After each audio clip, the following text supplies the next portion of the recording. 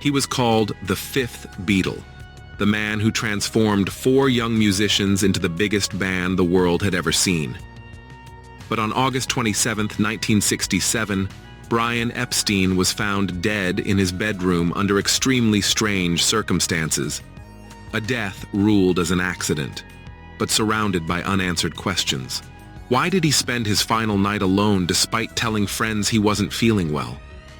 Why were there inconsistencies in the timeline? Why were important details never investigated properly? And why did the Beatles' world fall apart immediately after his death?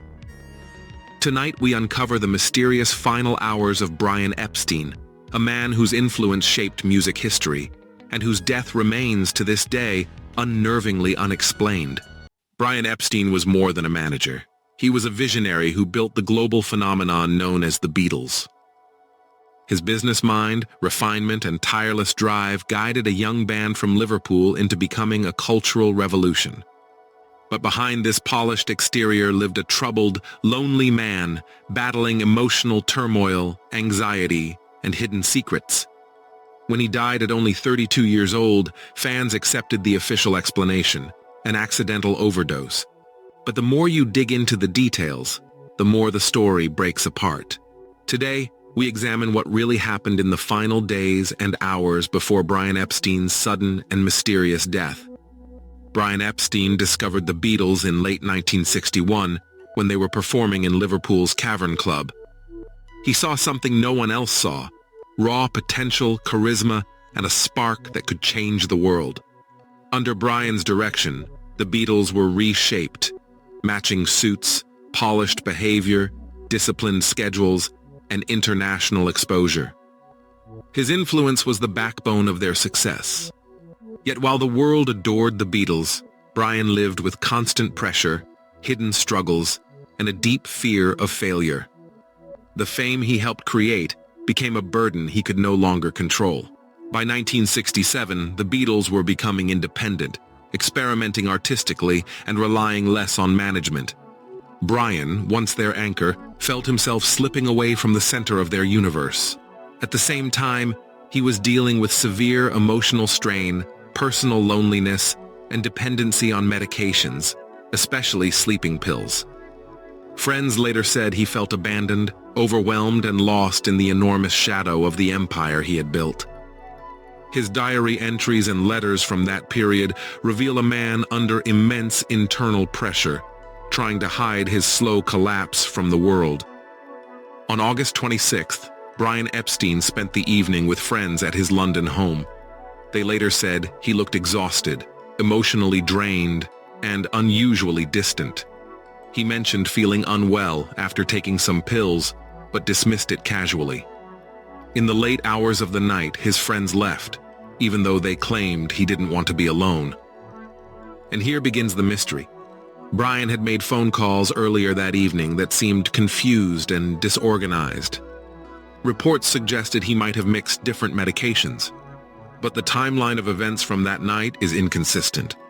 Who he spoke with, when he took the pills, and how he spent the final hours of his life remains unclear. What is known is that he was last seen alive around 5 p.m. By the next day, Brian was found motionless on his bed, unresponsive and cold. Several details about the scene felt unusual, yet nothing was handled as a potential medical emergency or suspicious event. The official story states that Brian Epstein died from an accidental overdose of carbitrol, a sleeping pill commonly prescribed in the 1960s. But the number of pills in his system did not clearly point to fatal levels. There were no signs of struggle, no signs of intentional self-harm, and no conclusive evidence of a deliberate overdose. The real mystery lies in the contradictions. Friends claimed he took far more pills than the autopsy suggested. Emergency services arrived unusually late. No toxicology report was ever publicly released. These inconsistencies continue to fuel speculation even decades later.